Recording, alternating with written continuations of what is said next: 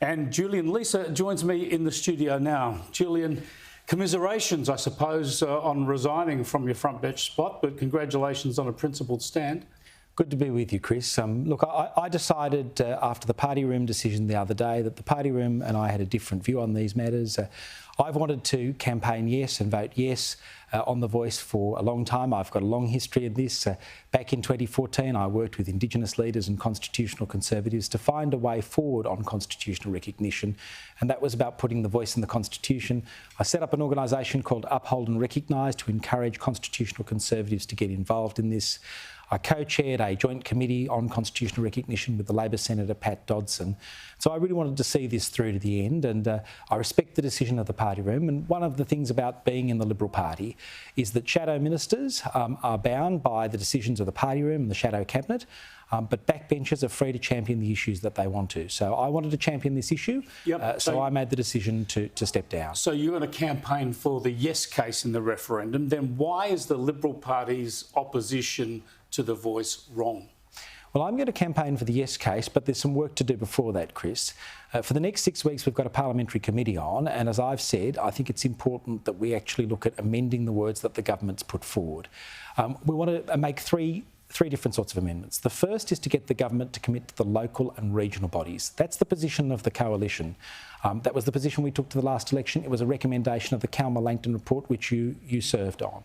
I think it's fundamental to get those local and regional bodies out there to ensure the national body is well connected. And you also want to get rid of the second clause so that there's no reference to executive government and no issue about the matters relating to Indigenous affairs. Leave all that to the Parliament. That's right. But in the end, you would support it even as it is. So why is the coalition now, the Nationals and the Liberals, why is their opposition to The Voice wrong?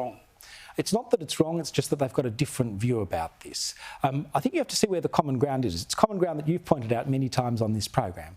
Both the Coalition and Labor support the idea of consultative bodies. The Coalition thinks that there should be local and regional bodies and that they are the sort of bedrock of this. The government is more interested in a national body and they're interested in the Constitution. The Coalition's position is it supports constitutional recognition but not the voice in the Constitution. I think there's nothing wrong with the voice being in the Constitution. I think it gives the body security. I think it's consistent with our Constitution, which establishes institutions. But what I think we can do here, because support for this is not where it should be, it's about 54% today.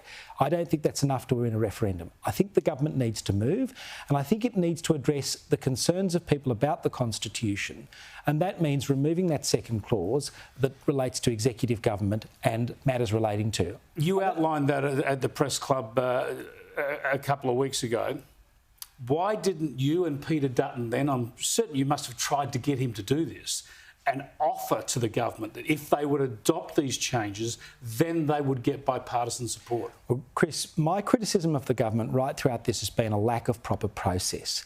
There was never a process where we could actually just come together and look at the different range of models that were on the table. We called for... Put it out there and said, if you make these changes, you will get bipartisan support. Well, Chris, we called for a proper process to put a whole range of different models on the table, including things that have been set by Frank Brennan and Louise Clegg and the 18 different models that Pat Dodson and I saw. The government didn't go down that path. We asked them to respond formally to Calma-Langton, to outline what they do with the local and regional. They didn't go down that path. How close did you get to convincing Peter Dutton and your colleagues to supporting the yes case?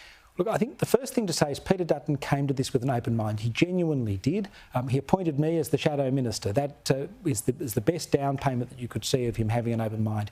He went out and met people in community and tried to understand the issues that confront them. So I think he really looked, as our party did, and grappled with this. We have many members of our party who represent very large Aboriginal constituencies. Indeed, we have Indigenous members of our parliamentary party as well. But ultimately, the vote on this was over. It wasn't a vote, but the view in the party room on this was overwhelming. So you didn't get close? Well, as I said, it was the position that the coalition has taken has had overwhelming support, and as a result, I've made my decision that I want to campaign yes, so I've stepped down from the front bench to move to the back bench. Well, let me show you a little bit of what Peter Dutton said in his press conference today after you resigned. Have a look. The form of words that the Prime Minister has on the table at the moment will see our system of government change dramatically from what we've known in our entire lifetime. Now, Is he right there, or is he exaggerating just how big this change will be, changing the whole form of government in this country? Well, there are people that have doubts about the form of words that the government has put up, and that's why I'm going to spend the next 6 weeks campaigning to get those words changed. To remove the second clause, which deals with executive government and with relation to the scope of matters it can advise on, and to remove the symbolic clause, which can lead... Is that because you think there really is a risk with those words, or because you want to protect the voice from, or the referendum yes case from, the attacks like we've just seen from Peter Dutton? Look, this should be a moment where we're trying to find common ground, Chris, and I think, basically a take it or leave it approach won't lead to a successful referendum. All right, let me show you something else that Peter Dutton said today. And we believe that our policy unites the country, doesn't divide it. Is he right there? Is Peter Dutton right to say that opposition to the voice unites the country while supporting the voice divides it? Well, I think he's right to say that the idea of local and regional bodies, which is part of the coalition's platform, does unite the country because, as I've travelled around, and whether it's been with Peter or by myself, the problems that Indigenous people face and the challenges are in community, they're not so much in Canberra. But surely opposing a voice for Indigenous Australians and saying that it's racially divisive for the country, surely that's not uniting the country, surely that's dividing the country. Well, look, the government has chosen to go ahead with a referendum without bipartisan support on this occasion. I think Peter is offering another way with an alternative proposal in relation to constitutional recognition, and it's a matter for the government as to whether they want to take that up. Well, let me put it this way, Julian Leeser. Do you believe the yes case, the passage of the referendum, will unite the country, or would defeating the referendum unite the country? Chris, I'm working to see the success of this referendum because I've got a long... Because you think it will unite the country? Because I've got a long history in this and because I think it will improve Indigenous outcomes. But what I'm also looking to do, Chris, is to try and build some common ground to take out of this debate some of the issues that are of concern to people on the political right. Do you think that some of the no advocates have been unnecessarily alarmist and divisive? Look, I think we're going to hear a range of different views on the voice. I think the important thing is that yes advocates like you and I acknowledge the reasonable concerns of people who doubt, and those people who are no advocates acknowledge the hopes and aspirations of Indigenous people for the voice. And I think we need to conduct this debate in a civil fashion.